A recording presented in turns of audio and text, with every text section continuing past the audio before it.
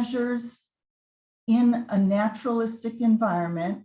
You have continuity of data collection so that we are able, as compared to standard clinic visits, we're able to look at within subject trends and not need to compare necessarily to populations that they do when they take standard neuropsych assessments in a clinic.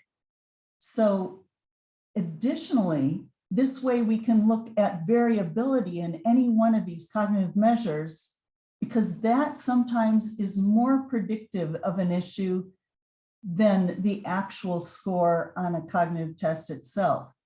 So this gives clinicians and care managers a real framework for detecting patients' cognitive problems early and giving them early feedback on treatment interventions.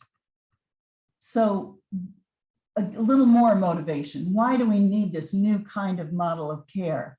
We have a huge aging demographic with concomitant healthcare costs and issues on health disparities. We need scalable, low-cost approaches to getting as much information as we can to help both quality of life and lower costs. And the new opportunities that are growing every day are mobile technologies. Phone interfaces are becoming more and more ubiquitous, both with low-income populations, the typically underserved, as well as aging populations.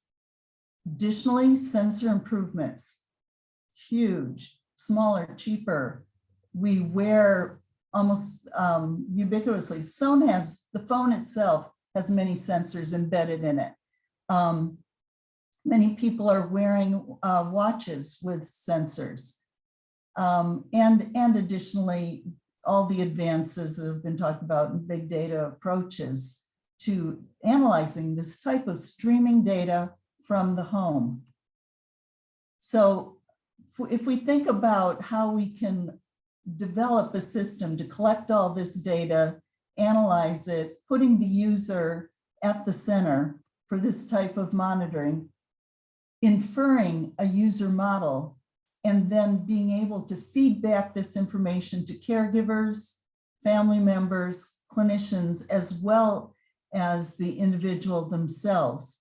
We have an opportunity to intervene. Most of our work has been on intervening in the area of cognition. So sleep is an important influence on cognitive behaviors, cognitive performance. Physical exercise is probably the most important type of intervention that you could do for an individual. Stress management, et cetera. But looking at cognition itself, how can we really make a contribution? You'll notice in this list of standard neuropsychological assessments that are typically done in a clinic environment, speed of walking and finger tapping are pure, you would think, pure motor speed tests. But walking in itself is a cognitive issue. You'll notice when you have to think or do a dual task, you typically slow down in walking or observe other people.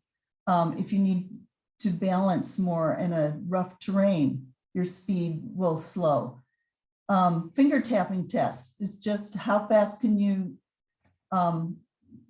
hit a lever on a test that's done in the clinic. Again, pretty much motor speed. The trail making test is another important one, along with these other types of tests that are typically done by a neuropsychologist. It requires an individual to come into the clinic, take about an hour and go through all of these tests. Mostly it's typically done with paper and pencil for many of the variety of tests on the lower part of the list here. The problem is that it's not naturalistic. People gear up for this type of test. When they're in the clinic, they're working at their top performance and concentration. And additionally, these tests, for the most part, like the trail making test, one of the most predictive ones can only be given once every 6 months. Typically, it's not given more than once a year. This is very infrequent data that is not necessarily representative when you see a little later what the types of variability in these scores are. So trying to replicate the walking speed test in the clinic, they measure, it's called a get up and go. You get out of a chair, walk 15 feet, back and forth, sit down again, and that is timed. One single measure. Well, in the home, we've been able to, by putting just very, very inexpensive passive infrared sensors on the ceiling or in a hallway and measuring as an individual goes back and forth. And this is for people living alone. We had 200 subjects monitored for more than 4 years, just passively collecting this data to develop some exploratory hypotheses. We were able to collect data and then compare it against cognitive measures and their medical history. So the idea was to measure data from the home in a very simple way. And let's see, we have an example of what the data would look like. This is a plot of distributions on velocity over time of speed of walking through a hallway. And the warm colors, of course, represent the peaks of the distributions. And over time, you can see that the speed for this individual started out about 75 centimeters per second. And at the point where there was a stroke 2 years in, the walking speed decreased and then recovered. But you'll see similar types of patterns occurred earlier without a medical explanation. For another individual, the medical diagnosis of mild cognitive impairment, MCI, occurred at about year 2. And CDR is a clinical dementia rating score of 0.5. That is a very delayed indicator. It takes usually several years to make this diagnosis. Here, looking at the decrease in walking speed, just one indicator, we could have diagnosed the slope, the trend within subject trend, much earlier, within the first year. Now, another way to measure motor speed, and this is looking at the typical finger tap test that is done. Again, I was saying just how fast can you tap your finger and push that lever over a period of usually half a minute. And what we looked at instead was login data from the computer. This is something where people, it's not as subject to cognitive variability or context changes, but people repetitively keyboard in their login data. And we were looking at elderly participants' use of home computers and got a fairly good correlation with the finger tap test, R of 0.77. Again, this is an indirect, quick measure over time, not that many points, but if you were looking at an individual, this is different individuals in this case, within getting their own computer session and comparing that to their yearly test on the finger tap. So if you look at instead within subject trends, you'd be able to even use this type of measure to detect early. Now, another completely unobtrusive type of measure of behavior is the mouse movement. If we passively just keep track of how a user moves the mouse and what the pixel to pixel speed is, we'll typically we see in individuals, and what you see on the right here is a plot of one particular typical subject, where in a computer session, you usually find a bimodal distribution, and you want to remove the slower speeds to the left. And this is just a probability density distribution, where you want to separate active moves from just browsing moves. A lot of times users you'll notice that the mouse movement just corresponds to their attention, where they're focusing on the screen. We want to remove that type of movement and concentrate on the peaks of the active move and measure that for every computer session. And again, that will correspond with the motor speed types of measures that people use in the standard neuropsychological tests.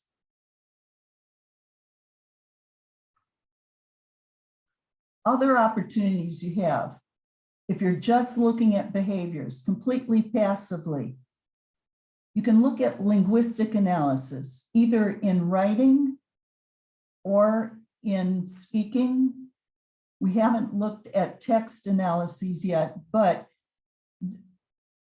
with linguistic analysis, very simple measures of complexity of the types of words that are used. An interesting study was done with the author Iris Murdoch, who published a number of novels over the years, was eventually diagnosed with Alzheimer's disease. And all of her novels were very successful. She didn't use editors much. And just by looking at the complexity of the novels that she wrote over time, there was a sharp decline in linguistic complexity. And this is only in retrospect. One of the problems with high-performing individuals being compared to the population norm, if she went in for these tests, it would not be picked up. People that are high-functioning, typically highly educated, or have jobs that push their cognitive performance, you're not going to be able to detect problems until the very end. And they will typically, in performance on most of these tests, have a sudden drop off, whereas people with not as high performing will have a gradual decline.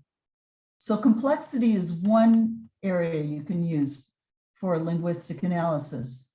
There are other machine learning techniques that have been used to classify writings from people with schizophrenia from healthy normals. And also a couple of different algorithms have been used to diagnose depression early. And that is either word spotting or the general linguistic approach for classification. So a second type of analysis is taking statistics from voice, from the phone. That has been used to diagnose depression early and also to monitor Parkinson's. And finally, simple movement, either the accelerometer on your watch or accelerometer on your phone, GPS on the phone, and sometimes just usage of either email, text, and social connections, phone calls, can give a good indication of socialization, but movement in general can help with bipolar issues, where you want to anticipate when somebody is going into a depressive state or coming out of a depressive state. So there's lots of opportunities for completely unobtrusive monitoring of behaviors to give indication for neuropsychological issues. Now, I wanted to switch from completely passive unobtrusive to measures that we can derive from cognitive computer games that we've designed. We've looked at games that can extract measures of working memory, executive function, divided attention, and verbal fluency. Those are some of the standard measures that neuropsychologists are interested in. So not to actually read this slide, but just to give you a sense of what types of cognitive measures are important, going from visual scan, search, mental rotation, working memory is long-term memory, various types of attention, and then how we can look at aspects and test those. So just to show that we need to develop mappings from the measures that we want to look at to how we can extract them from behaviors. So in our effort to do this and looking at what kinds of games, casual computer games that older adults already enjoy playing, which one of those could we adapt or slightly modify to help us extract some of these measures? On the flip side here is the simple memory or concentration game. Scavenger hunt was used to model the trail making test. And the trail making test is one where on paper and pencil, you search and link from 1 to 2, 3, 4 for first part of the test. And then in the second part of the test, you would have to do set switching and go from 1A, 2B, 3C. And the simple timing of that was the score that you would get. In a game format, we're able to modify this and put different types of target information in the top. The 21 tally game, the brown one in the center, is a divided attention game where we look at people's ability to play blackjack in rows and columns at the same time. And then we had a couple of verbal fluency games, just word searches. Now for the very simple concentration game, it's clearly a game that can measure memory. And our goal here was to see if we could get a single metric from a performance as they play a game to look at, with repeated play, a single measure of the memory buffer length.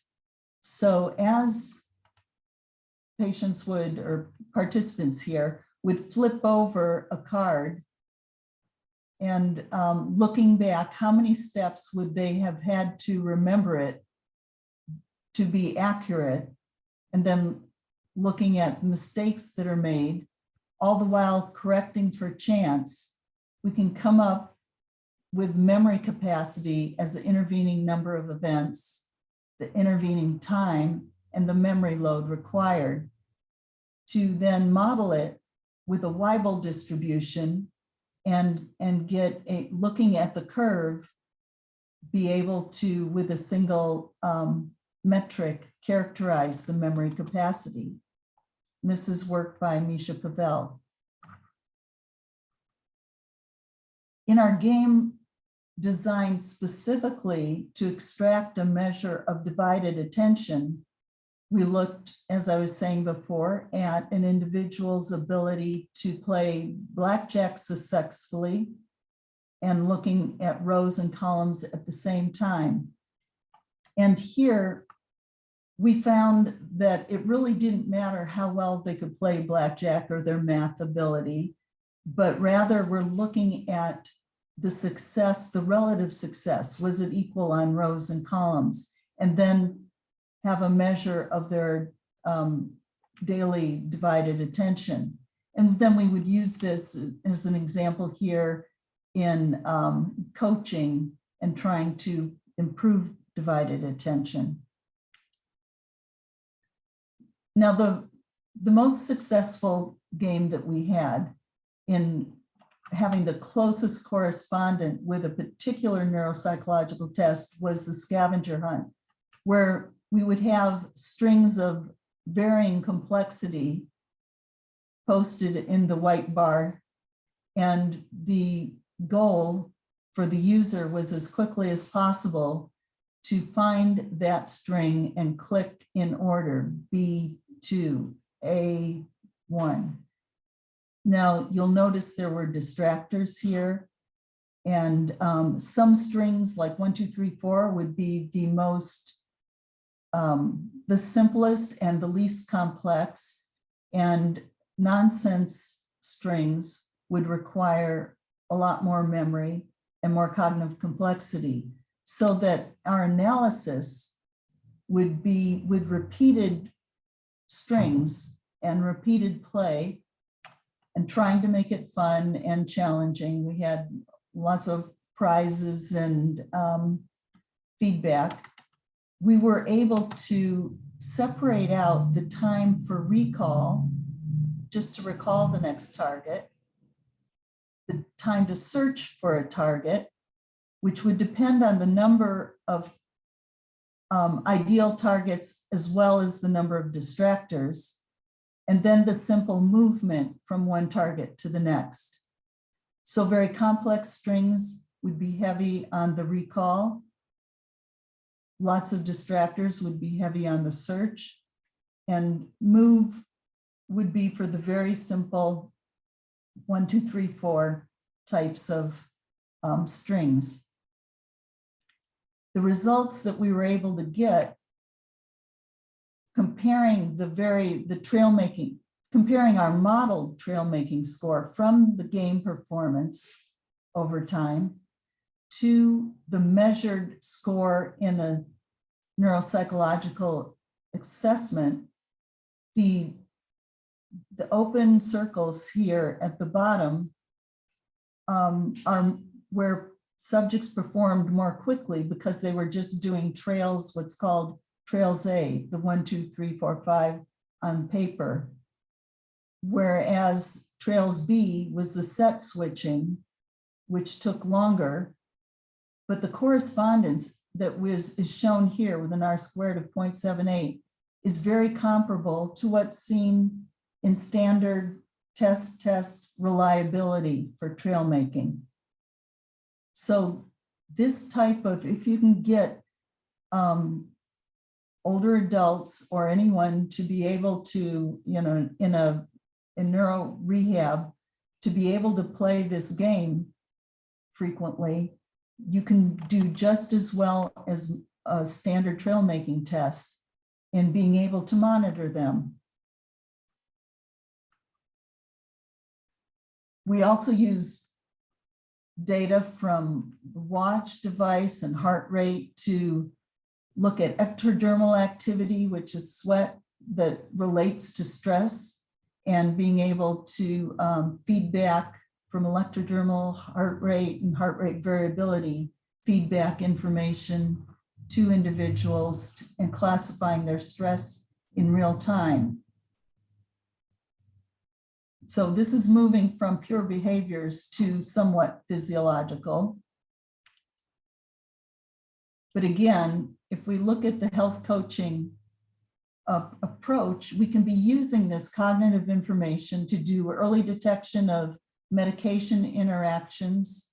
We can feedback early information to caregivers and clinicians about cognitive problems as they occur, and maybe instigate, use this as screening to follow up with a more formal assessment, but also be able to show rehab results and make this part of coaching to give immediate feedback.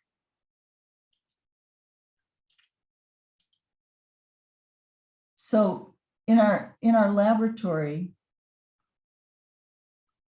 let me skip one slide.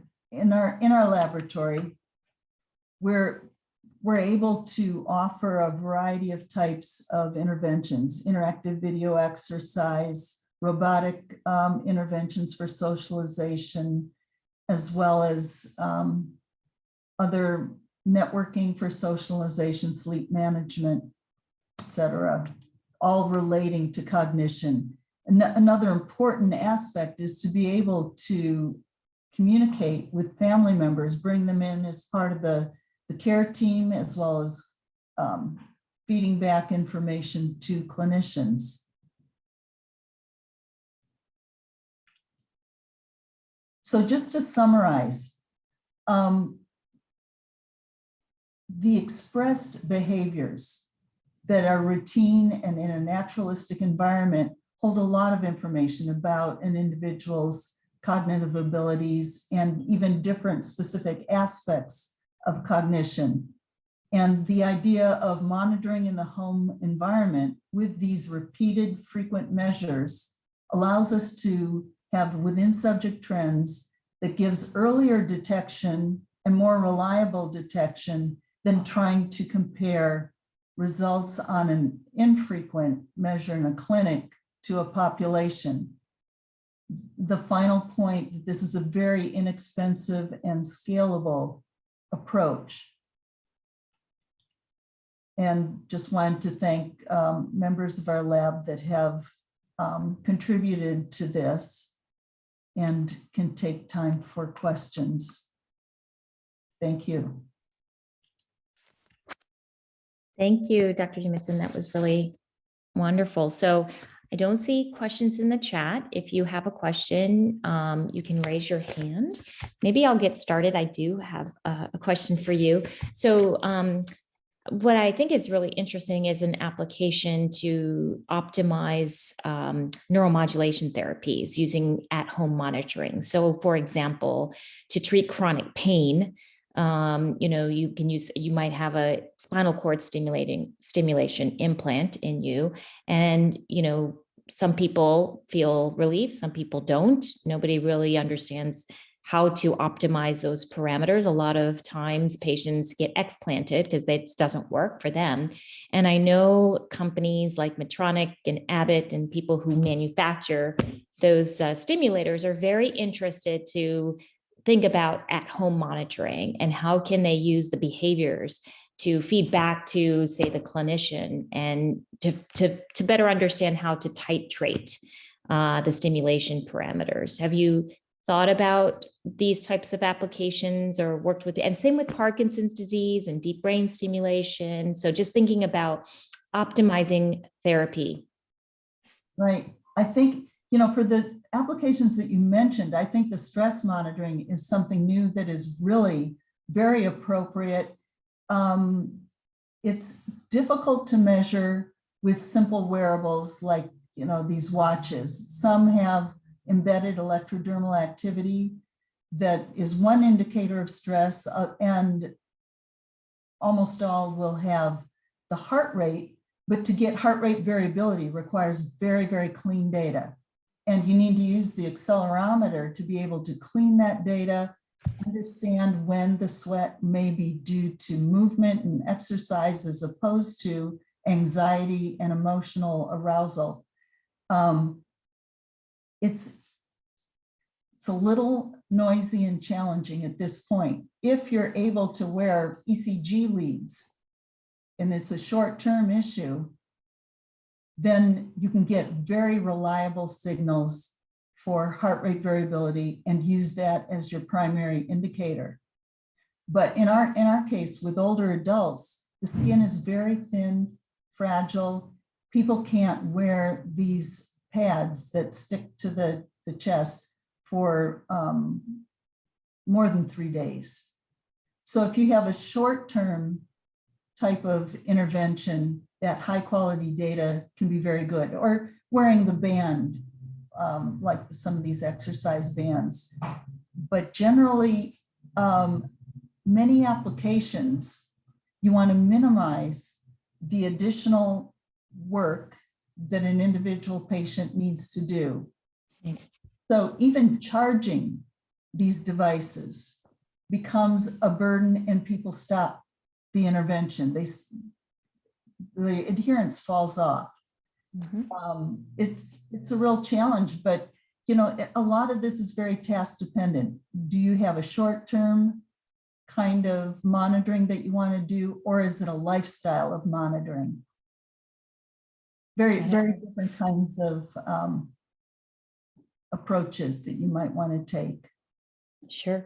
I see you, Paul. I'm just going to ask one question from the chat and then I'll hand it right to you, Paul. So we have a question that says, are continuous PPG measurements useful in the classification of these diseases in combination with the continuous non-invasive measurements presented at the beginning? Oh, yeah, that's what, and I think the certainly PPG giving you heart rate, perhaps high quality heart rate variability. And what we do in getting heart rate variability for stress management is really critical. And if you're willing to throw out movement that is just making the data way too noisy, and monitor when you do have those clean periods as defined by the accelerometer, it can be very, very helpful. And any aspect of if you're trying to look at AFib, atrial fibrillation, for example, then it's a really, it's not as challenging to detect that. And even Apple Watch attempts to do that currently. Great. Paul? Can I make a follow-up question? Sorry, to the chat question. Sorry, Hector. Sure, go ahead. Yeah.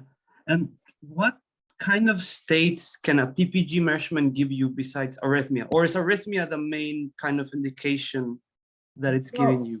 Well, arrhythmia is great for cardiac, you know, as a cardiac diagnosis. You can't get from a watch or, you know, PPG, you're not going to do sophisticated ECG analyses. You will, and so AFib is about it. What I was trying to get at is this heart rate variability being a very, very important indicator of, you can look at stress recovery at night.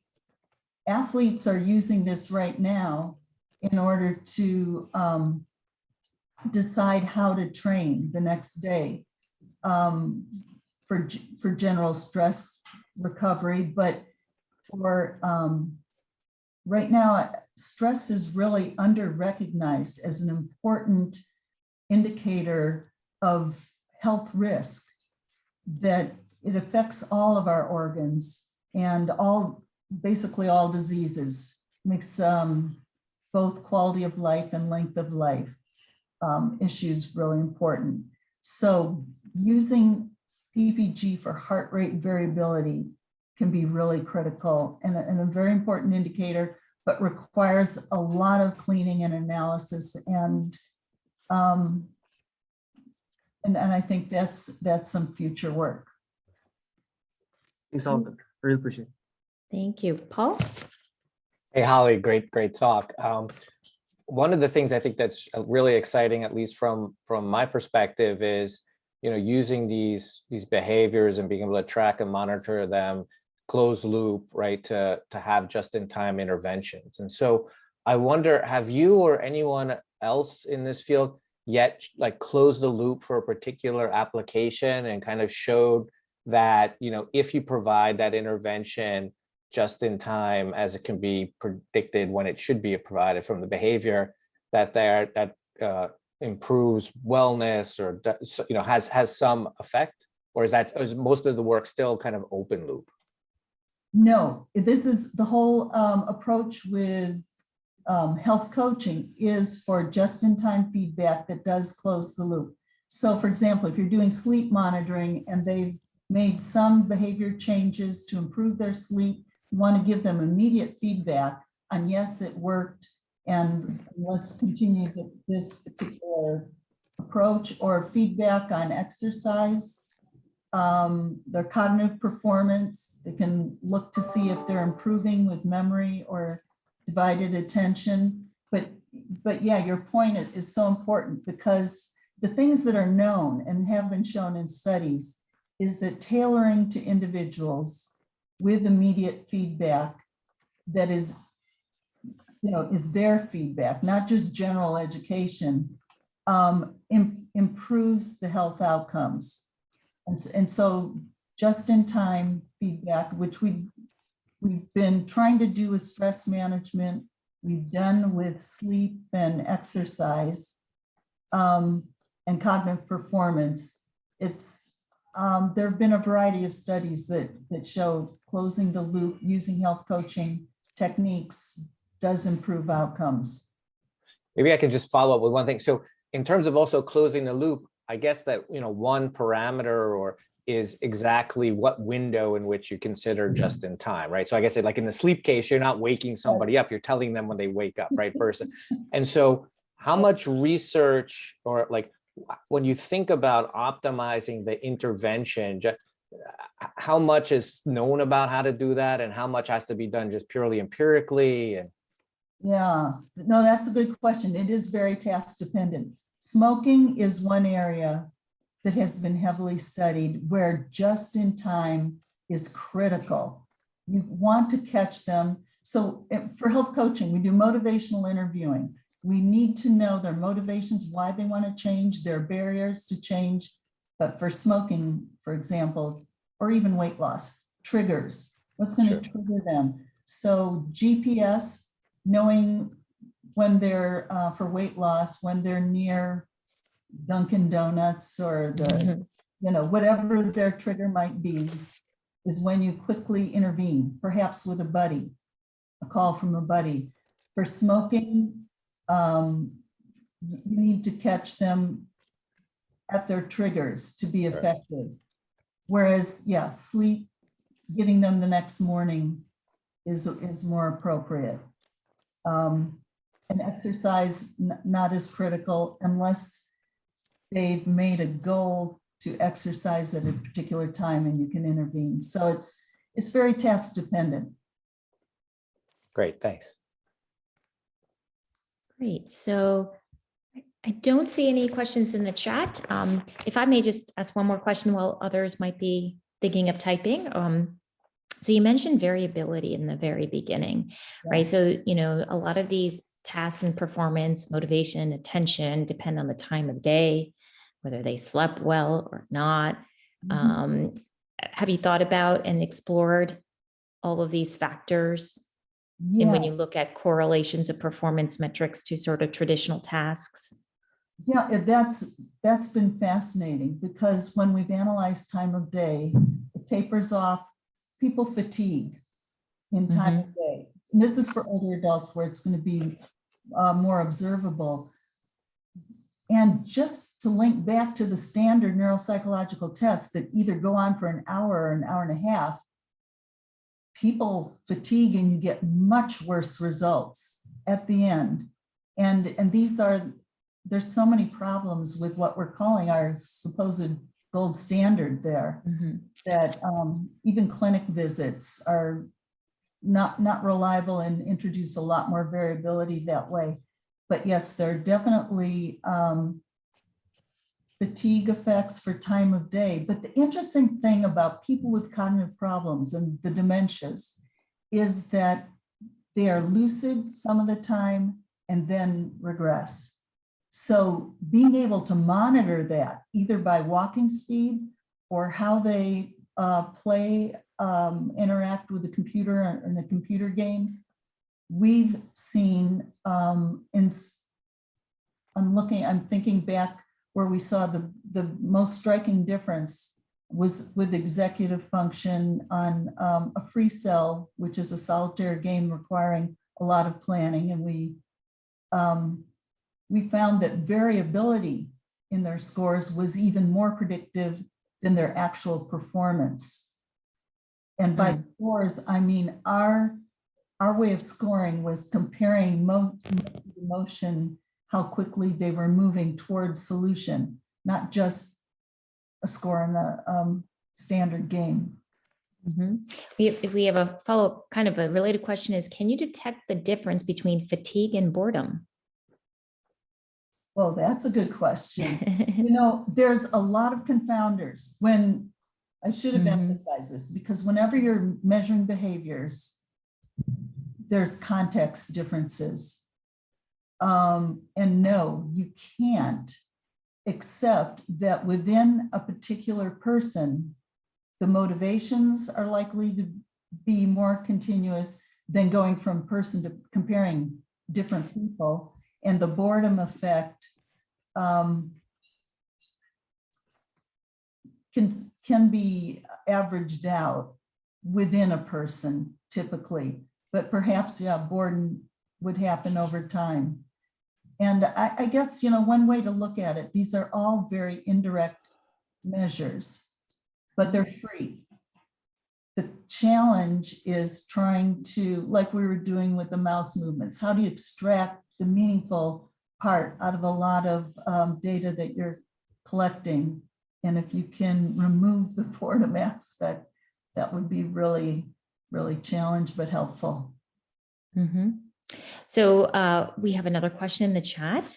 How is the health coaching implemented practically as a business, which I think you probably have some insight here, if it is a long-term monitoring in terms of patients investing money? Oh, I'm not a great one to talk to about business.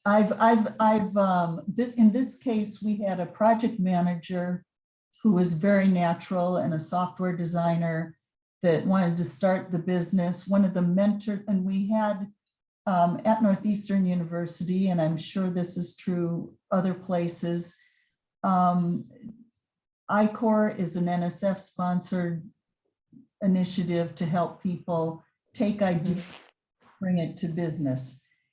So the project manager and software developer did that. I wouldn't say it's been successful. One problem with home health interventions is who pays for it? Who's buying it?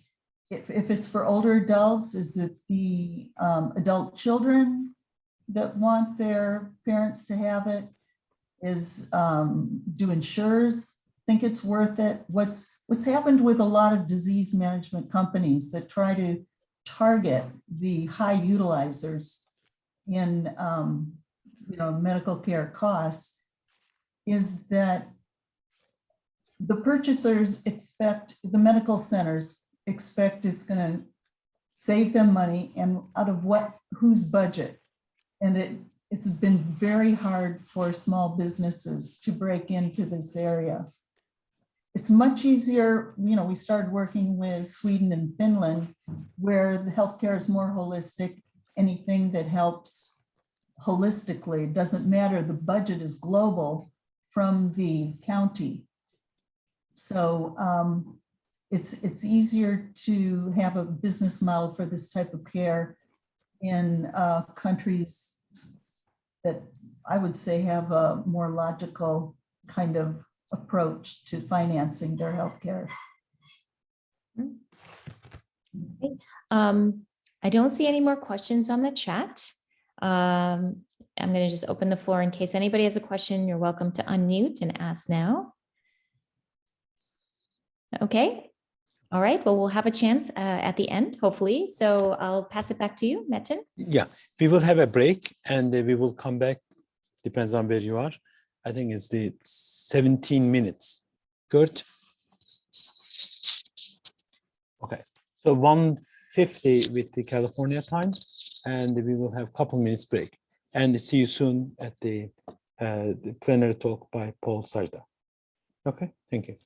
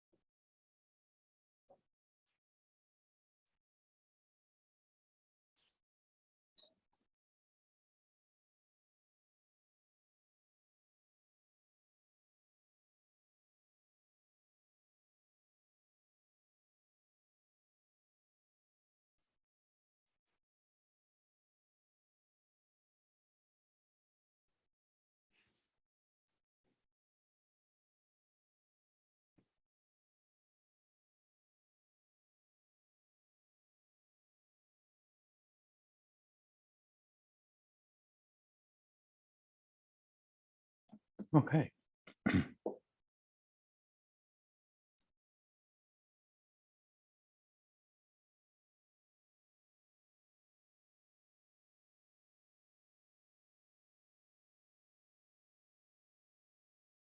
How are you doing, Paul?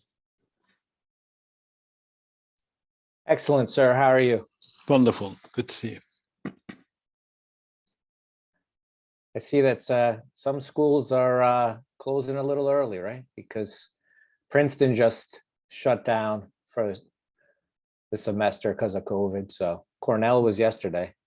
Yeah, they completely closed. How is Colombia? We just got to know we're still good. I mean, we're still significantly below 1% in terms of COVID rates at the moment. So we're okay. Okay. I think this winter will be difficult, but I believe that it's by spring. Yeah, we'll I be in think much so better too. shape. It better be, because else every winter we're going to say the same thing for the next spring. So Are you in the office or are you at home? no, I'm at home today. Yeah. Okay.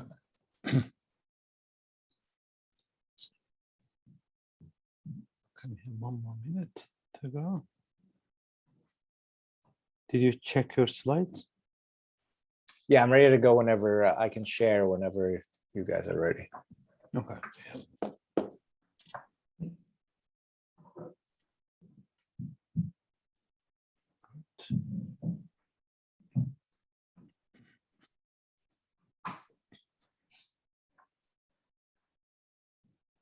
I see you, Misha.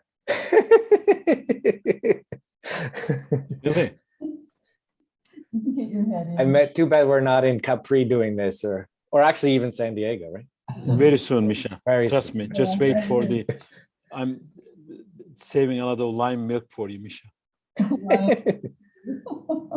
Lion's milk. Yeah. I think he got the message. I can see the big smile on his face. Okay, it's 1:50 p.m. in California. Wonderful to see you back again. It's a great honor and pleasure to introduce my distinguished colleagues, friends, Dr. Paul Sajda.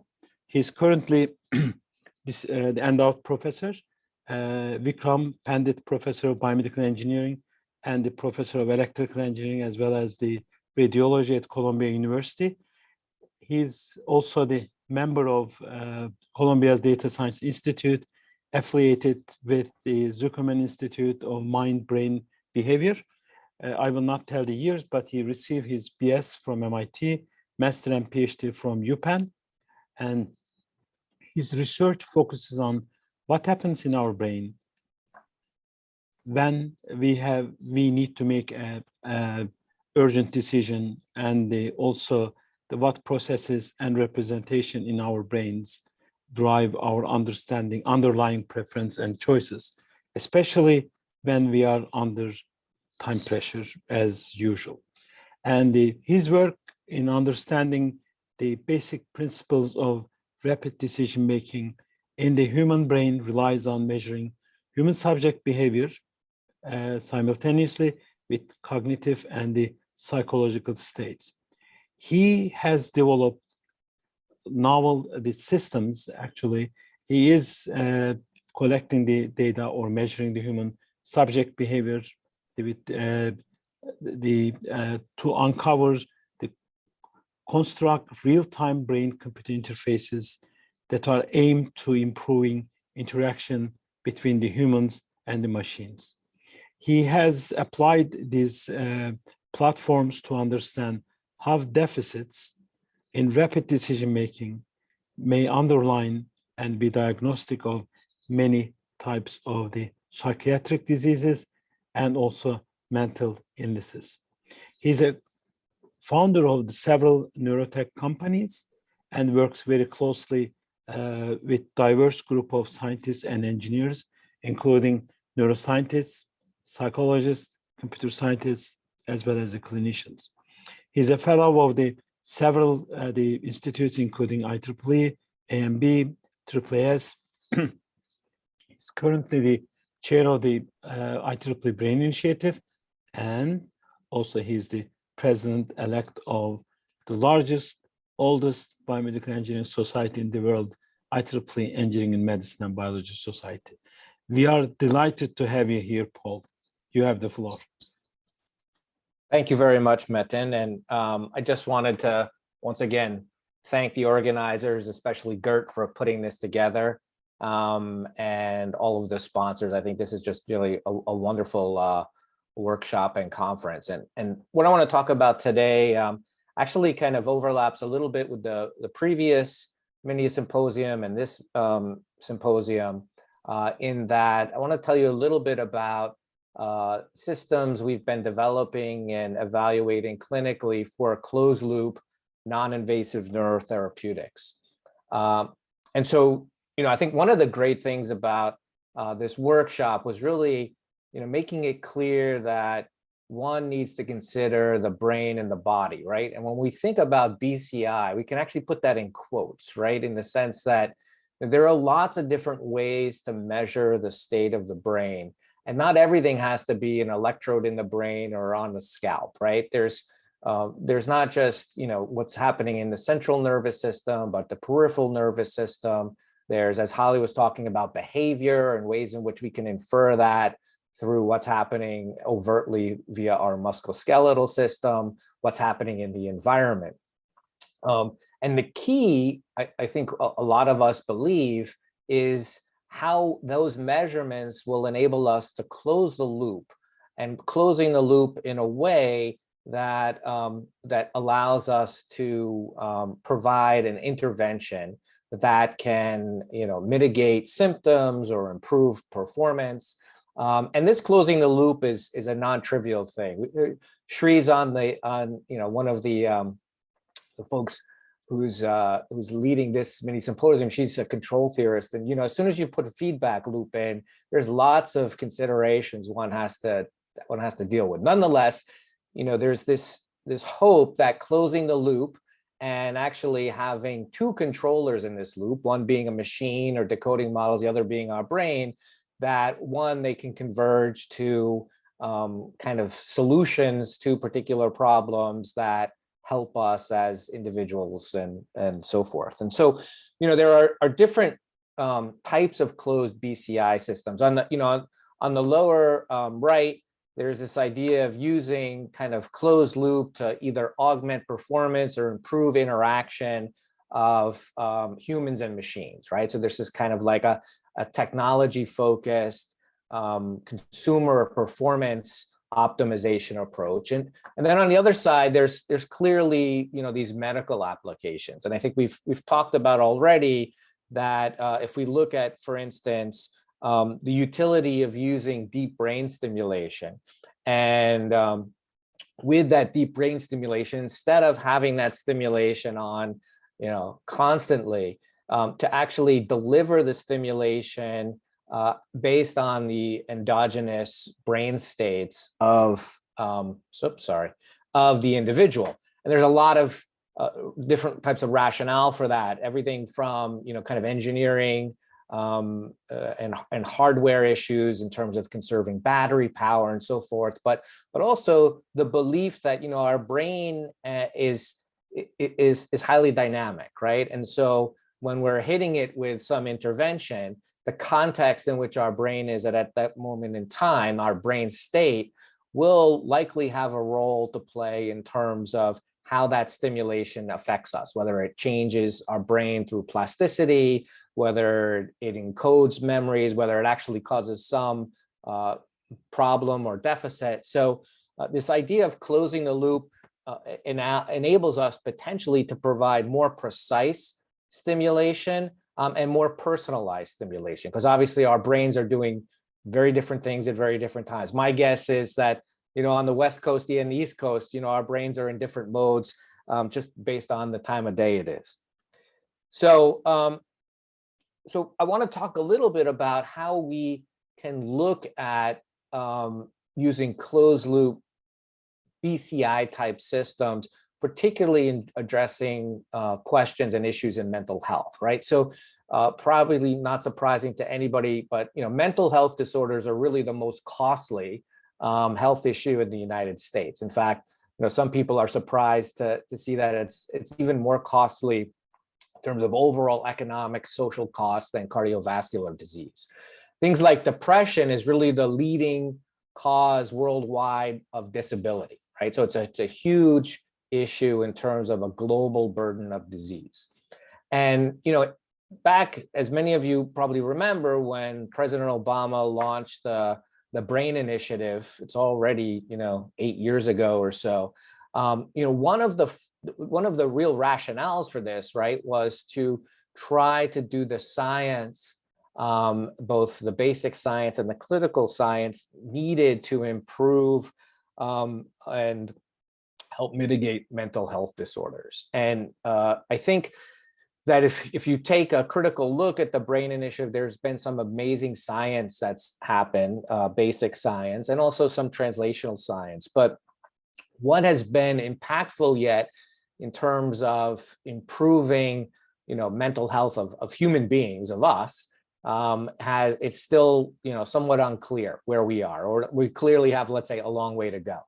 And part of the reason for that, at least if we think of mental health disorders, is that, causes of neurological and psychiatric conditions really remain largely unknown. And that's due to the fact that the human brain is very complex. And in fact, not only is the human brain complex, but, if we try to do work in animal models, it's not always clear that those can that work can translate into work that has applications to, let's say, looking at mental disorders in humans. So what I want to focus on is particularly non-invasive therapeutics that utilize closed loop architectures and specifically look at the issue of depression. And so some of you might know that there's a number of ways that an individual can be treated for depression. Everything from cognitive behavioral therapy to pharmaceuticals, but there's also neurostimulation techniques that are approved by the FDA, and one of these techniques is called transcranial magnetic stimulation. So transcranial magnetic stimulation, this is a non-invasive neurostimulation technique. So this is not something you have to have neurosurgery for or implant something in the brain, but it's essentially a treatment in which one goes, let's say, daily for a period of a number of weeks, gets treated by a physician, a psychiatrist. And the idea behind treating with neurostimulation is that in cases where cognitive behavioral therapy or pharmaceuticals don't work in treatment-resistant depression, as it's called, there's been evidence that this neurostimulation actually works, right? It improves the symptoms, it enables remission, and in many cases, really long-term effects that dramatically improve the quality of life of the individuals that are affected. And so, so this little machine here, what this thing is actually it's a coil. It's like a figure-8 coil that uses a magnet or generates a magnetic field that can excite the brain. So essentially, it can drive electrical activity in the brain through electromagnetic coupling. And this little picture here, and this is from actually a company that sells these instruments.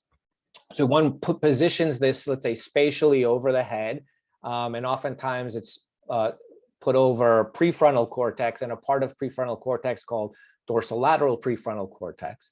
And then there's a dosage, and this is a trigger. And what this company is showing here is what looks like this electromagnetic radiation getting into the deep parts of the brain. Now, this is a little bit misleading in that if you understand the physics of TMS, it turns out TMS itself only excites cortical tissue relatively superficially. So the depth penetration of TMS is only like perhaps a centimeter or so. So if you have a a target, a therapeutic target that deep in the brain, actually this TMS is not going to affect it, at least directly. And so, this has been known for, for a while. And in fact, as one looks at the success rate of TMS versus other non-invasive neurostimulation methods used to treat depression, like electroconvulsive therapy, which actually uses very high voltages and is known to activate tissue deep in the brain, though it has a lot more severe side effects, that the range of the remission rate in blinded trial is much lower than you have in ECT, right? And so why is that, right? So is there a rationale or a reason that this could be the case? Well, if we go to the what's happening in deep brain stimulation, we know that the therapeutic target in many cases is actually deep. So a electrode is implanted in part of the anterior cingulate. So it could be the rostral cingulate or subgenial cingulate, but that's deep, right? And so if invasively the target is deep, then why is, the TMS might not be optimized to hit these deep targets, and therefore that could be one reason that that the treatment is not as effective as ECT. Now, it's known, for instance, that this dorsolateral prefrontal cortex, where the TMS we know can activate, is connected through structural and functional connections to these deeper areas that are the therapeutic target, right? So the hypothesis has been, well, maybe you can indirectly drive these subcortical areas, but perhaps there's something more complicated going on, and sometimes you drive them and sometimes you don't, right? And so what we kind of looked to do was take a look at this in a little bit more detail. And this, is kind of maps out the brain, and here's our figure 8 coil again. And once again, over prefrontal cortex, this area that is going to be stimulated by TMS. And so there are all these different projections, these different areas that are clearly important in treating, mental illness and everything from depression to obsessive compulsive disorder. I want to just focus on this little yellow area here, which is this deeper area that includes the anterior cingulate and the subgenial cingulate.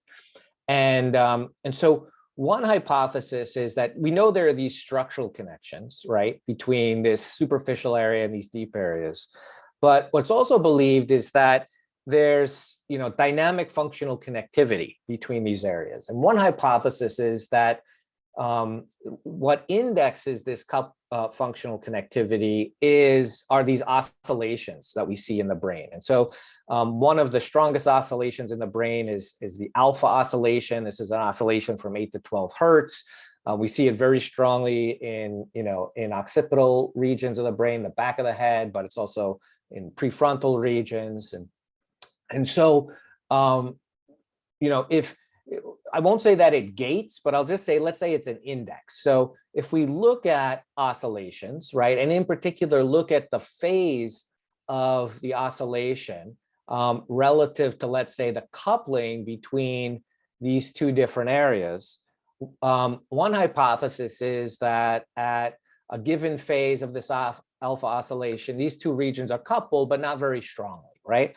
But at another phase, there's a much stronger coupling. Right. And so if we believe that, well, one of the issues or with TMS in terms of its efficacy is due to the fact that, well, we're not actually hitting DLPFC at a time where it's strongly coupled to the anterior cingulate, then we might really not be driving it that strongly, right? So so maybe what we want to do is we want to measure in real time what the EEG activity is, so the oscillations here that we would measure from EEG, and then determine at what phase we should apply the TMS to, let's say, maximally engage in these deep areas. So we have our TMS target, which is the superficial, and we have our therapeutic target. And we're going to look at brain state, dynamic brain states in terms of these phases of these oscillations to try to optimize the activation of these deep regions. And so that's the hypothesis we wanted to test. Now, to do this required a huge effort that included also building a new kind of instrument. And so I first want to call out, my students, Xiao Sun, as well as Joseph Fowler and James McIntosh. Xiao presented a poster on some of this earlier today. And so this was an effort both at Columbia, MUSC, Mark George's group, and Truman Brown, as well as University of Wisconsin, where we created a simultaneous fMRI, EEG, TMS system, and we just call it PhET for short. And the rationale for that is, if we look at what we're trying to do here, is we need EEG to track these oscillations and the phase of these oscillations. We obviously need TMS to, in fact, to actually deliver the neurostimulation. And we need fMRI to look deep in the brain, particularly at the bold response deep in the brain, to show that we're preferentially engaging the target as a function of the phase that the TMS is applied. So I'm not going to go into all of the issues that we had in terms of building this thing, but just if you remember your basic magnetism, that we've got a really big magnet here that also has a changing magnetic field due to these gradients. We've got like a cap with a bunch of wires. We've got actually active, high dB/dt TMS system. So all these things, they don't really like to work with one another. So we had to build a combination of hardware and software to deal with interferences, electromagnetic interferences, both between the instruments as well as how these different types of magnetic fields might introduce physiological artifacts in one modality or the other. But if you just believe me for the moment that we actually got this to work, we can first kind of just take a look and say, well, if we apply TMS over DLPFC, and do we actually engage the anterior cingulate, right? So independent of whatever phase we're applying. And of course, there was some evidence of this before, but we needed to validate this, and we wanted to validate it within the context of an integrated instrument. So this is kind of a group level result where this red region is actually a mask, or shows like an atlas of the anterior cingulate. The green shows the region that is significantly, or those voxels that are significantly activated by a TMS pulse. And this is then what's called, the evoked hemodynamic response, which shows that at the, if this is the time of the TMS pulse, this is the activity that you see. And you see kind of the classic sluggish bold response, but it's clear that activation of DLPFC does affect the therapeutic target. So now the question is, all right, if that's true, what happens if we look at the phase of the EEG, the prefrontal EEG, relative to the TMS pulse, right? And so these are results for 4 different subjects, and this is essentially the normalized bold response. Okay, so you can just think of it as, in this previous picture, it's kind of like the amplitude, normalized amplitude of the evoked response, as a function of the phase of the EEG at which the TMS is applied. So if you look at this individual, right, you see there's a very big effect when that TMS is applied at minus pi/4 radian phase compared to plus pi/4. It's actually almost an 8-fold increase in the strength of the evoked response. What's also interesting to note is that there's variability, right, between subjects. So this subject actually has kind of the opposite effect. The preferred phase for this individual, in terms of maximally engaging this deep therapeutic target, is at plus pi/4. Right. So, we do this simultaneous measurement and stimulation in the scanner. And this is all done open loop, right? So what we can do is we can kind of randomly apply the TMS and then look retrospectively to look at engagement of the anterior cingulate and its subregions as a function of the TMS timing relative to the EEG phase. But we wanted to go further, and we wanted to eventually use this information to close the loop. So first, I want to show these are some results where we had, and I believe this is for 14 healthy individuals. So this is just healthy individuals, and we looked at, so here, this is our little atlas, which now takes this anterior cingulate and divides it up into regions. So this is the dorsal anterior cingulate, the rostral anterior cingulate, and this subgenual cingulate. And each of these has been implicated in different ways in terms of how they are potentially related to networks involved in depression. So in our healthy control, our group, we actually see a strong phase effect. So anything that's hatched here means that there's a effect of phase on the activations in this area in terms of the oscillation phase relative to when TMS is applied here. We wanted to then look at a patient group. So we then started a clinical trial, a relatively small clinical trial, where we then took a set of patients that were diagnosed with major treatment-resistant major depressive disorder. And when we look here, the major effect we see is only in this rostral part of the anterior cingulate. And I'll come back to that in a little bit. But what we could do in both of these cases was identify a preferred phase for individual individual.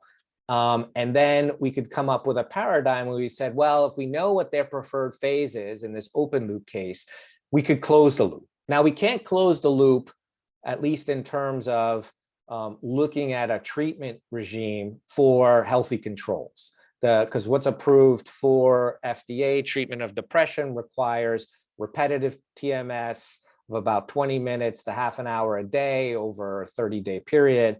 So healthy controls can't go through that. But we can do is do a study where now we're using the information from this, EEG, fMRI, TMS system to now close the loop. So I'm jumping ahead of myself. One other thing I wanted to mention before I get to the closed loop piece is that we can also look a little bit at why there might be this phase dependent effect. So in addition to looking at just whether the TMS preferentially activates a region, right? So the TMS at this DLPFC activates the deep regions. We can also look at whether there's some kind of coupling of the phase to the functional connectivity between the DLPFC and this subgenual cingulate. So this is known to be kind of an important connection. This is, those of you that know Helen Mayberg and has done a lot of work with deep brain stimulation. In many cases, the implant of the deep brain stimulation is right here at the subgenual cingulate. So one reason that there could be this effect might be that this connection itself is phase dependent. And so we can look at that both in the patient group as well as the control group. And lo and behold, we do see that. These are as a function of different phases, what the strength of that connection is. And we do see that there's an effect on the actual functional connection between the TMS target and the therapeutic target. And at least in terms of the subgenual cingulate, because we know the subgenual cingulate then connects to all these other regions, that might actually be why we're seeing even a broader effect in terms of activation of the ACC as a function of phase.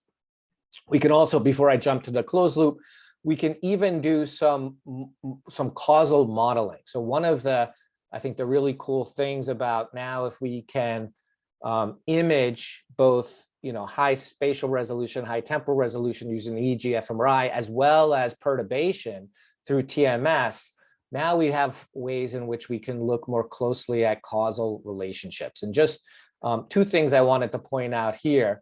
One that we thought was really interesting. So this is all a data-driven, what's called a dynamic causal model. Essentially is a Bayesian model to look at directional interactions. And so here we're looking at interactions between that dorsolateral prefrontal cortex and this subgenual cingulate. So essentially this connection, right, between this yellow area and this blue area. Here, this is just a correlation, right? So there's no direction here. But here we try to actually learn if there's directional effect. So the first thing that's interesting, if you just learn, take that model and the data, is that you just look at the arrows and the color of the arrows. And what was, I think, really cool and not surprising to us, but it was, I think, validation of what we think is going on in the brain of an individual with MDD is in the healthy controls, we see this an excitatory projection from the DLPFC to the subgenual cingulate, and then an inhibitory connection back up. So this kind of feedback loop that includes excitation and inhibition. And this is like kind of very robust to, which model and how the models are chosen. In the MDD group, we only see excitatory connection. So there's no inhibitory connection in this feedback loop. And why is that important? Well, one hypothesis about, why, first of all, what are some of the issues with major depressive disorder and why we might want to use neurostimulation to combat it has to do with the subgenual cingulate and the cingulate regions being overexcited, right? So the excitability is really high. And so you could imagine that if there's no, no inhibitory element in this feedback loop, this is going to be an overexcited loop, right? So that's one thing to look at. And so this is these two groups before any treatment or anything like that. So there's clearly a difference in the network architecture that is, we infer from the neuroimaging, but also where this neurostimulation effects happen. So we see in this healthy control group, we get strong effects that look like it's modulating this connectivity, right? So this stars here mean that there's not just a neuromodulation, but there's a phase dependence of that neuromodulation or stimulation. And we don't actually see it on the MDD group before treatment. We do see, so it's not on, we don't see it on these connections. We do see an effect that that is directly on the activity of the subgenual cingulate.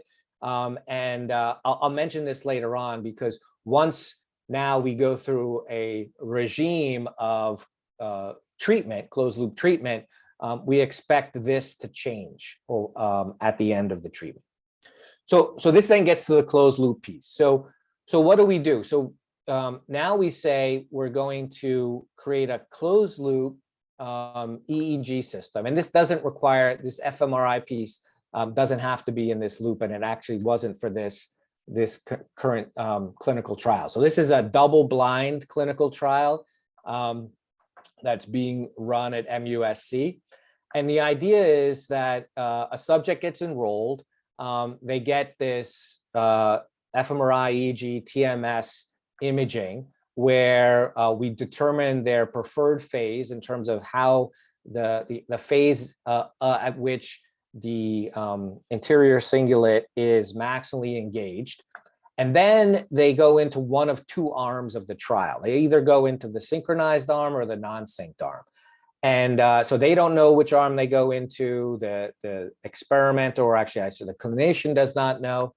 And they go through a 6-week treatment of half an hour treatment per day. And what we do is so here's the TMS coil and the EEG on. So we monitor and track the EEG. We then try to recover the online, so causally, the phase of the alpha rhythm. And in particular, we look at their individualized alpha frequency. So we learn that also from in the scanner. And we do modeling to basically create predictions on when to fire the TMS so that we hit at the preferred phase, right? And so there's a lot of signal processing and hardware going on here, and so I'm not going to go into too much of the details. This kind of just gives a little cartoon of what's actually, it's real data, so I guess it's not a cartoon, but in the scan mode, what's happening is we're looking and detecting alpha, prefrontal alpha. Once we have enough power in the prefrontal alpha, we track and fit a model. We make in terms of what we think the phase relationship is. We then make a prediction to see if our prediction is good enough on that model. And if it is, we use it to then generate a TMS trigger, right? And all of this is happening really fast. So like on the order of 100 to 150 milliseconds. And it has to be that fast also because, as you might see here, the coherence time of alpha is not that long. And it's simply, it's a challenging signal processing problem because of the non-stationarity. But anyway, so this is still a double-blind trial, but I want to show a couple of results and then some early results of the clinical outcome in a couple slides ahead. But one of the things that we were interested in is to see if by delivering the TMS in sync with the preferred alpha of the individual, preferred alpha phase, that we could induce entrainment. And the reason for that is in the literature, there's this entrainment hypothesis that says that if you can entrain oscillations in the cerebral cortex, this basically is a possible mechanism for ameliorating the depressive symptoms. And there is this hypothesis that this could be key to increasing the efficiency and efficacy of rTMS. So we looked at that, and the way we did this was, so individuals, like I said, these are all with treatment resistant depression, where obviously as we're triggering and applying the TMS, we're measuring the EEG. And just to give you a little bit more idea and detail of how this works, so patient comes in, they get about 5 minutes of just resting state EEG, and then the closed loop is activated. And then the treatment are rTMS pulses. So they get these pulse trains, and they can get only a certain number of pulse trains. So we do a lot of balancing to make sure the amount of TMS that's delivered is the same in both arms of the trial, that the time is not too much different in terms of the two arms of the trial. But what we can do is we can look at what the alpha phase is after the rTMS is applied in terms of a pulse train and before.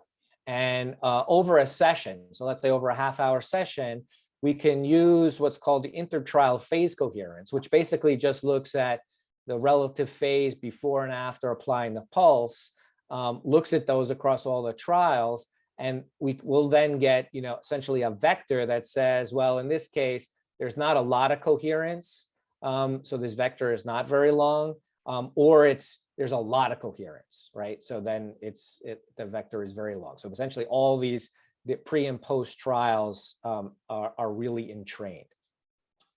And so when we look as for, let's say, two different subjects, one thing that we found that we thought was pretty exciting is the fact that if you look across days, right? So this is 30 different days.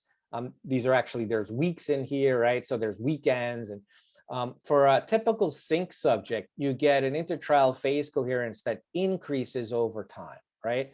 Versus somebody in the unsync group who's getting, TMS at the same frequency.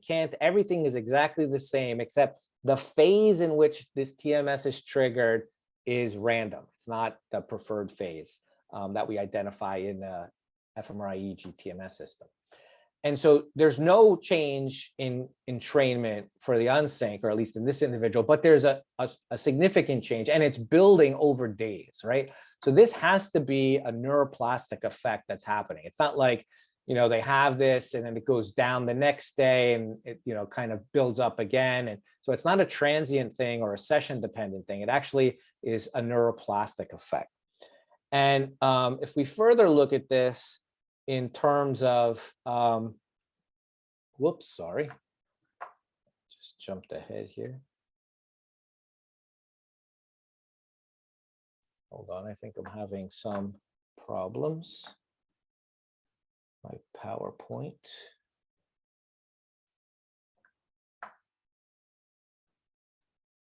Okay, sorry. If we look across the brain, across different areas, right, and we look at these effects as a function of, so these blue curves, so what we're looking at is the entrainment on the first day versus, so the first day of to the 30th day. So the beginning of the treatment to the end of the treatment in terms of 5 weeks, we've seen strong and significant effects that show entrainment for the synchronized group, but not the unsynced group.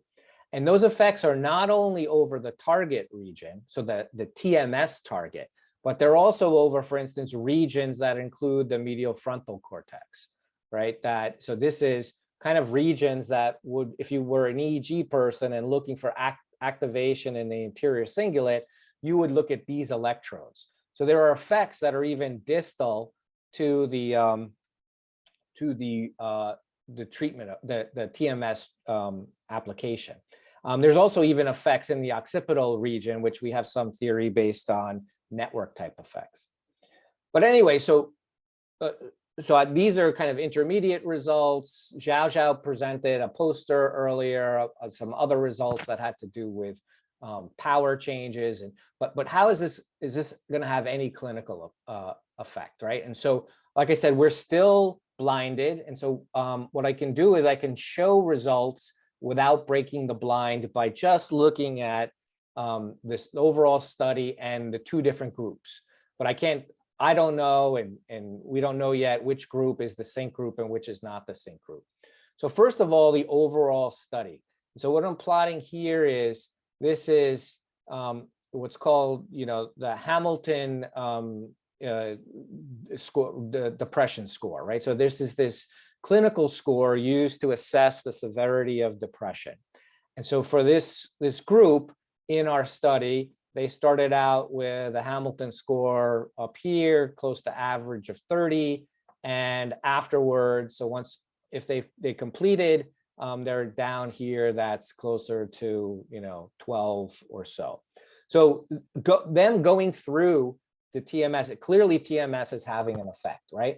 And I should say that the way we're applying TMS is also a little bit non-standard. So TMS applied for treatment-resistant depression is indicated by applying a 10 hertz rTMS pulse sequence. What we do a little bit differently is we actually apply not at 10 hertz, but at the frequency of the individual alpha frequency of that person. And so there's a couple of reasons we did that. So one is that if you were the clinician or the RA actually doing the experiment, you could tell whether or not one was in, let's say, one group or the other, if you had the control group always got 10 hertz, right? If they always got 10 hertz versus we had personalized IAF for the treatment group, because the treatment group goes between 8 and 12 hertz or so, you could even hear it in terms of the clicking, right, of the scanner. So so that's really one of the key reasons why we actually had everything the same except the phase triggering. And we think just by, and some of our results, if we look at the efficacy that we're seeing here relative to what's reported in the literature, even just having the rTMS be at the individual alpha frequency, independent of phase, is actually going to be better than the standard of care right now. So that's one thing. The second thing is, all right, so let's look at the 2 different groups. Once again, we don't know which is sync and which is unsync.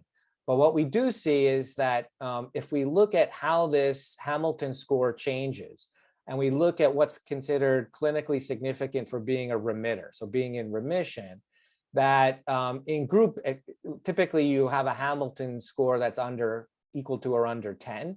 We see that group B has, twice as many remitters as group A. Once again, I don't know if group B is sync or unsync, but there's a pretty significant effect. These are still small numbers, but remember, these are data collected over a period of 30 days, also during COVID, right? So this was one of our challenges, is to keep this clinical trial going during COVID. We can also just look at the percent decrease of in the Hamilton score, which is also another measure of the effectiveness of the treatment. And here we also see that group B has about a 10% better decrease than group A. So we're clearly seeing that the TMS treatment is having an effect in terms of the clinical outcomes. We're even seeing a significant phase-dependent effect. And once we're unblinded, we'll be able to look at this a little bit more closely in terms of understanding if this effect is purely due to phase. And I should say, one thing that I'm very excited about is, even after we do this treatment, one of the things we do is we put the individuals back in the scanner and we rescan them. And so we're going to get now not just these are these models we have from the data before they got treatment, but we're going to get these after they have treatment. And I'm kind of like crossing my fingers, but one hypothesis is we're going to see one of these where the treatment worked. We're going to see one of these connections invert. It's going to become inhibitory. And that, I think, will be very exciting to show potentially how mechanistically this stimulation is affecting connectivity. So I'm just about out of time, so I'm just going to jump to the summary, which is, to say that this closed loop neurostimulation really offers us the possibility to improve efficacy of a treatment by timing the delivery of the stimulation to endogenous brain state.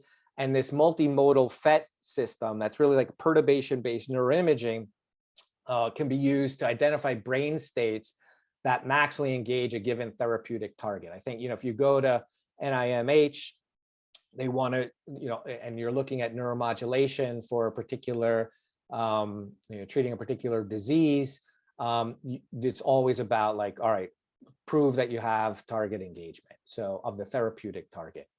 Future work, there's a lot of interesting stuff to do. So one is optimizing not just kind of the temporal targeting, but the spatial targeting. And so some of the spatial targeting right now is done through like neuronavigation and targeting a particular region of the brain based on a structural MRI. But what's also really interesting and links into this whole conference is the idea of the mind, the body brain connection.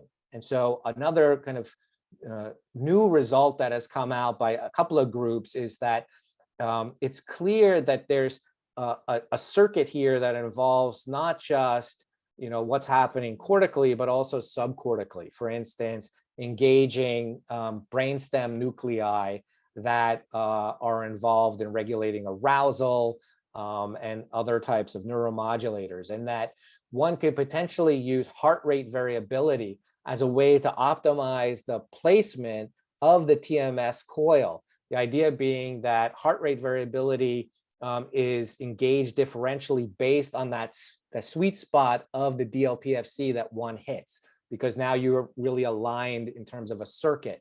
And so, that's one thing that we're investigating, how to look at using body signals to spatially optimize and brain signals to temporally optimize the targeting. And then lastly, there's other neurostimulation modalities. Obviously, one is that I've been working on more recently is functional ultrasound with Elisa Canafagu here at Columbia. And there's some advantages of functional ultrasound in terms of this depth, but there's other issues in terms of really understanding how it works and what's the mechanism of action.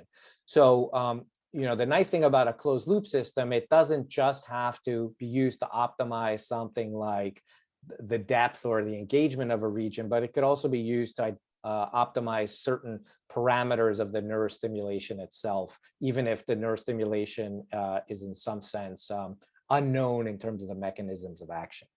So with that, just acknowledge all the collaborators, postdocs, also the funding organizations, and I'm happy to take any questions. Thanks. Paul, was fantastic talk. We really appreciate, and I'm checking the chat box, and Rabin, Arabian, Raut, I will Hi, unmute. good afternoon. Okay, please go ahead. Thank you. Yeah, I'm a neophyte in this area, but I'm interested. My question is, you are mentioning about some circuits and things like that. So are there some proposed circuits which can emulate the EEG signals with certain pattern of input stimuli and things like that? So if I understand correct, so you know, one of the things I show here just like a region of interest and how we engage that region of interest preferentially as a function of, let's say, the phase of the stimulation, right, relative to EEG. So when we look at circuits, at least at the macro scale, and we want to look at spatially distributed circuits, really fMRI is you know, the tool of choice. Now, what I can say is that, and something that's really exciting is that if we look at engagement, instead of looking at this region of interest, that's the cingulate, but across the whole brain, we see different circuits engaged at different phases, right? And so, you know, we think that a lot of these diseases and illnesses, they're circuit problems, and they're circuit problems at different scales, right? But for instance, as an example, what I didn't show is that if you look at the timing of the TMS relative to the EEG, and then you look at, let's say, the bold, you get very strong phase dependent activation in the posterior cingulate, right? Which is actually part of a big hub in the default mode network. So one of the things that we're doing as we're moving forward and taking this data, which is obviously still, you know, clinical trial, but we look at different ways to slice and dice it, is to look at network level properties and effects. And kind of, you know, another direction I want to take this has to do with even outside of questions, clinical questions. This, in some sense, can be, you know, new ways to understand cognition and cognitive neuroscience by allowing perturbation to be part of the imaging loop, and then to, you know, actively, dynamically sample by doing perturbation and making inferences on, you know, causal networks as a function of not just correlating things, but looking at correlations and then say, well, if that's really true, if I bang at this phase or at this location, I should see a change in network dynamics. So I think, you know, these kind of closed loop systems are important for our ability to really understand the cognitive neuroscience better. Okay, Siri, you have the floor. Thank you. Thank you. Wow, Paul, I'm so impressed, not just with the work, but that how you can get this clinical trial actually up and going. So congratulations on that. Couple of questions. 30 minutes. How did you choose 30 minutes? Do you think 60 minutes every day would, lead to a more rapid plasticity and adaptation? Yeah, great question. That's all based on what the clinical prescription is now, right? So it's true. There is the FDA recommendation and clinical care call for 30 minutes, I think, as a max. So and there are some issues. Like one thing that we also wanted to do was look at perhaps closing the loop in the scanner, right? So we could actually dynamically see changes. Turns out you can't, from a technology point of view, you can't do RTMS for too long in a scanner because of how things heat up and so forth. But so on the clinical trial, there are a lot of constraints that just have to do with, what the the current level of clinical care that's approved. Yeah. But I'm sure things like, another thing actually is we've tested this just with RTMS that's at this, that's 10 hertz or alpha frequency, right? But there's a lot of work in depression that are looking at these intermittent theta bursts. So they're kind of another type of stimulation paradigm. And the question, does that matter? We don't know yet, but once again, to demonstrate something clinically, we couldn't have too many arms of the study, particularly during COVID. Okay. And can I have a Great. quick follow-up? Oh, so yeah, in terms of like, you might have mentioned it, so I apologize if I missed it. Behavior, so related to Dr. Jimison's talk, right? So another metric to see what changes is as they're coming in every day over the weeks, how is their behavior working? Even just a simple like step count, right? Are they moving more? Could be indicative of improvement. So, and did you ask them questions about daily living and things like that? Yeah, great question. So, the Hamilton rating scale, and it's the Hamilton 21, they has some of that type of information captured. But then there's a whole bunch of additional, interviewing, survey, all that we capture, but just have not analyzed yet because everything's still blinded. But I totally agree that in one thing, I believe we were not allowed to videotape them. There was this discussion to see if we could do video, just even looking at changes in expression, right? Facial expression. But most of this is then captured through the classic, clinical battery that is the Hamilton and related survey. Great. Okay. Thank you. There are several questions came through the chat, and let me read them to you, Paul. One is, hope you can look at the ITPC at a follow-up visit to see if the effects are sustained and if they correlate with the symptom improvements. It's coming from Misra. Exactly. Great question. Yes. So one of the things that we're excited about, right, is to see, all right, if there's an effect, what are some of these effects? Are they related? So for instance, do people that have greater entrainment, are they also the one that have the greater clinical effect? We've Zhao Sun, who I said had a poster before, she's also been looking at measures of excitability. And, so there are different ways to kind of look at the EEG data before and after to see differences and changes in excitability at different frequency bands that might be relevant. And so it could be that, there are effects that are predictive of clinical outcomes based on that.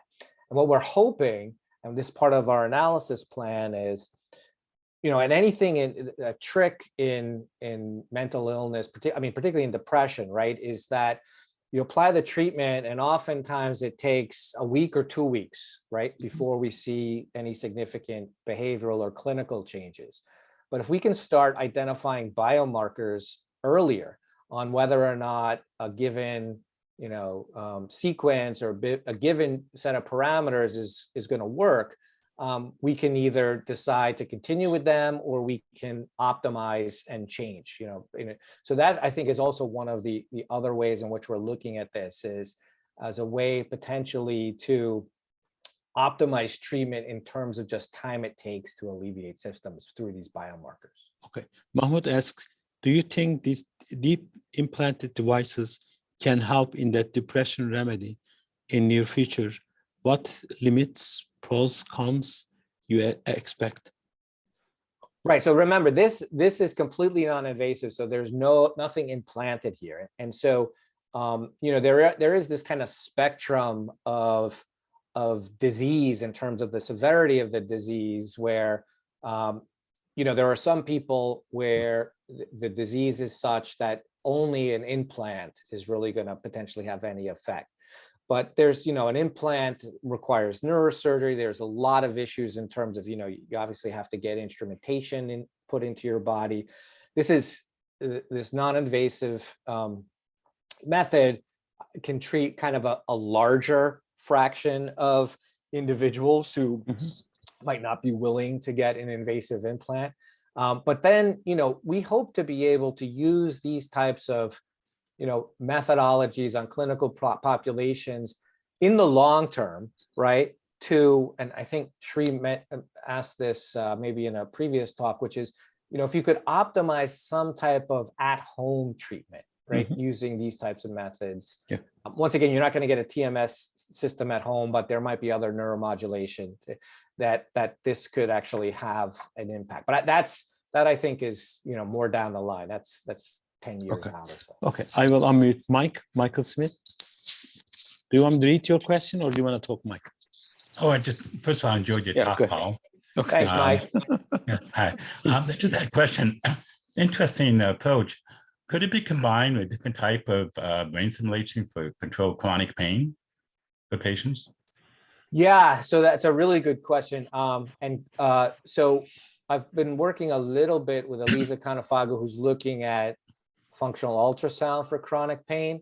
I have to admit, I know much less about pain than I do about depression. I don't even know that much about depression, but from what I understand, pain is really is very complicated, right? And so there are multiple different ways in which you can either block pain through looking at the peripheral nervous system versus trying to do things in the central nervous system. So, I mean, my guess is that there are this kind of framework of closed loop neurostimulation, we know is going to have lots of different applications. It might be, not closed loop neurostimulation of the central nervous system, but the peripheral nervous system, right? We know that there's,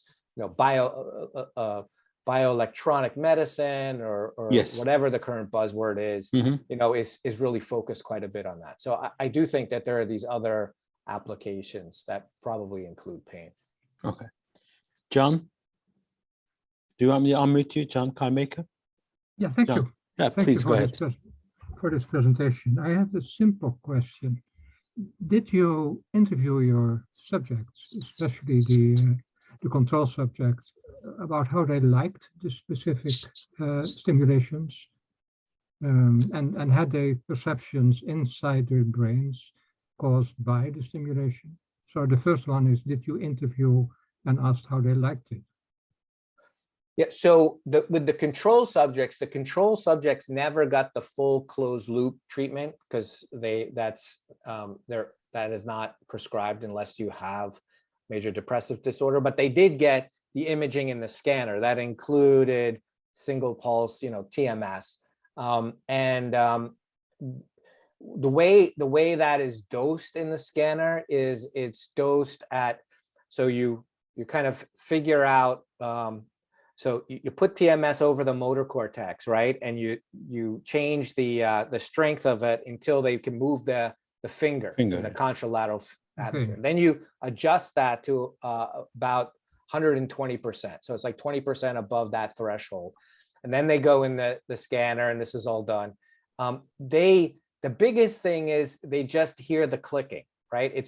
They almost feel very little, because also the fact is that this part where we're actually stimulating is not close to any muscle, so they don't really perceive much of anything. So that it's really just they hear the clicks.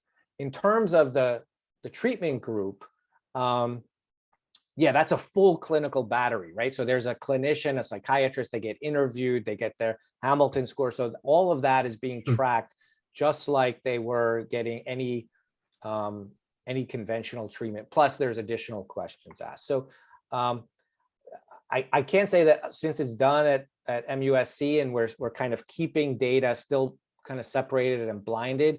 I don't know all the details of, like kind of anecdotally what people thought. I can just, look at these Hamilton scores, and it's clear based on the Hamilton Clinical Index, they're all feeling better at the end, right? I mean, or not they're all, but clearly the vast majority is improving in terms of their clinical outcome. Okay. But you cannot say that from anecdotal that the patient stepped out of the room and said, that was a nice session. Yeah, I don't know if they, one. Yeah, No. right. Okay. Siri, you have a question? Oh, yes, I just put in the chat. I just I know. wanted to know If, when do you get to find out which group is which, sync and non-sync? We got about another month or two, I think. Okay. And we're already, guessing on certain things. Now, I will say there is one part of us. So it's a little bit, so there's two things I want to see. Well, one is obviously what the result is, and then what the final imaging looks like, right? So if I jump back to this, this little model here. So what we've been doing is trying to drive activity in the cingulate, right? And so we're actually, in some sense, driving this, whether directly or indirectly, right?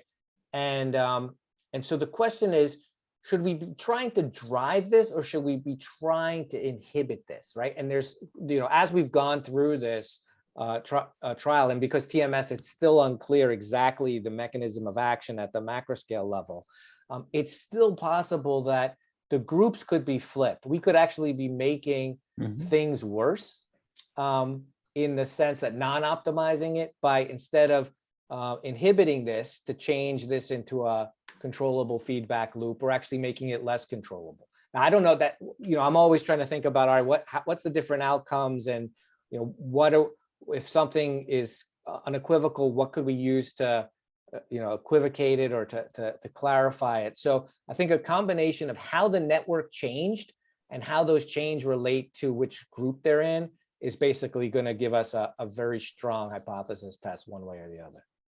Okay. Misa, you have the, Sure. unmute yourself, please. Go ahead. Yeah, thank you. Thank you, Paul, for the great talk. We do a lot of brain stimulation here at UCSD in treatment refractory depressed individuals, and my colleague, Dr. Ramanathan, who's the clinician here who does the trials. I'm sorry, Jyoti, we can't hear you. Can you It's crank really up your high. Yeah, volume? you're very Actually, faint. I hear them. Okay, go ahead. Actually, very faint. I can. Yeah. Okay. Okay, I'll repeat myself.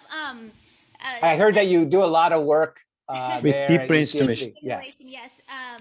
So in this trial, I was wondering what two possible next steps, whether you plan to expand it to the more rapid approach of theta burst stimulation at all.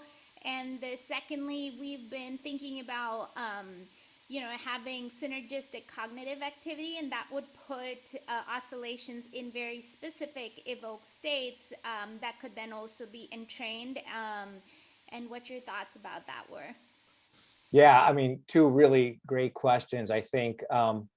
So, it's one of these things, there's so many directions to go. It's almost, we're going to have to, as a team, try to figure out how to do this and what the, clearly, yes. So theta burst stimulation is one area where we think we should also go with this in terms of looking at optimizing closed loop. So I think, one thing is the open loop. So we can potentially, and kind of what's easy to do outside of a pure clinical trial is to look at kind of different types of stimulation in the scanner open loop and look to see how regions are preferentially activated or networks are preferentially engaged. So we want to do that.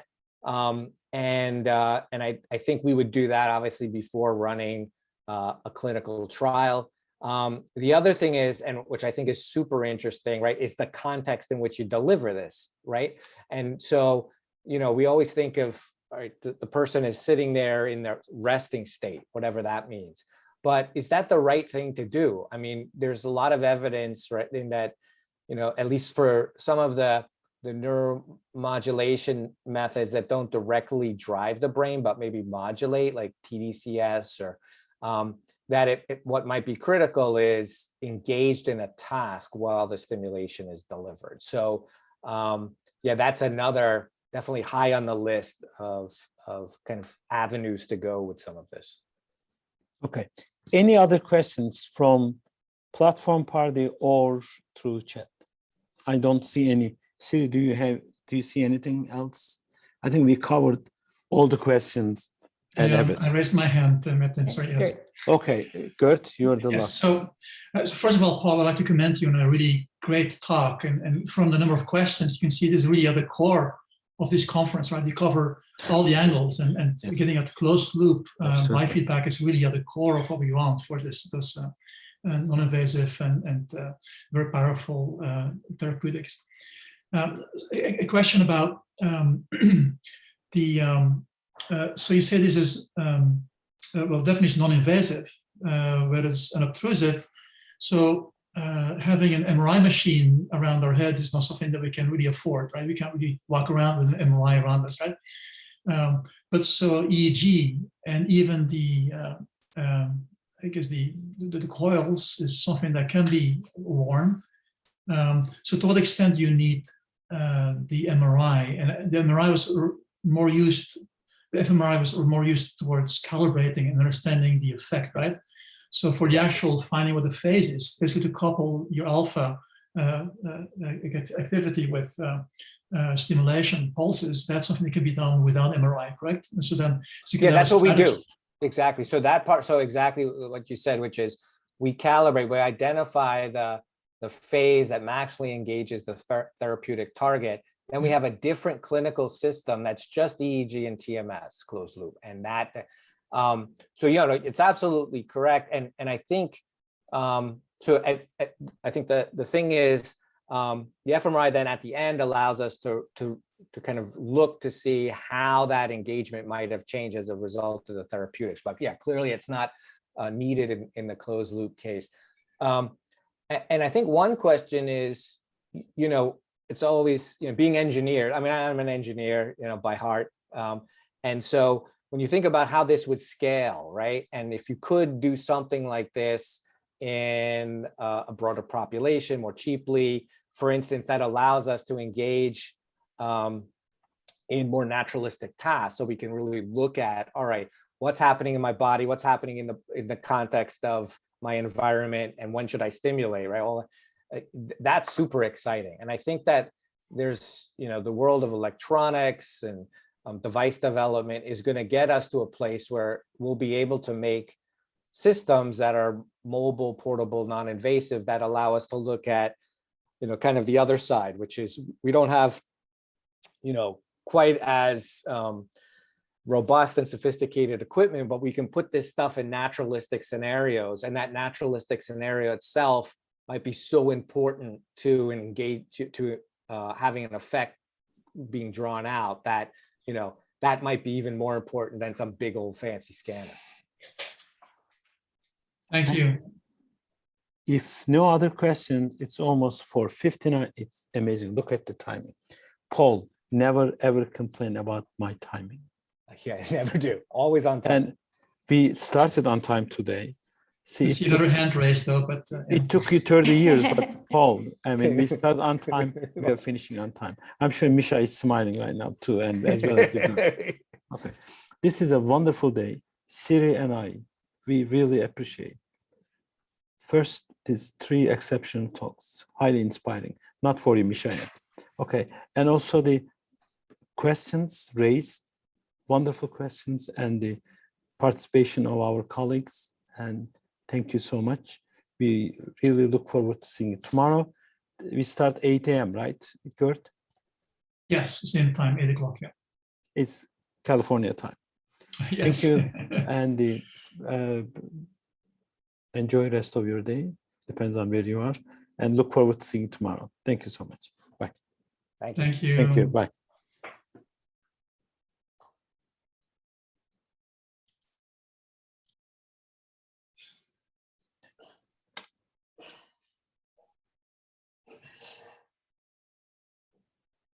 Okay, good to see you tomorrow. See you. Okay, thanks so Thanks. much. Have a good Thanks, night. Bye. everyone. Bye. Bye. Bye, Siri.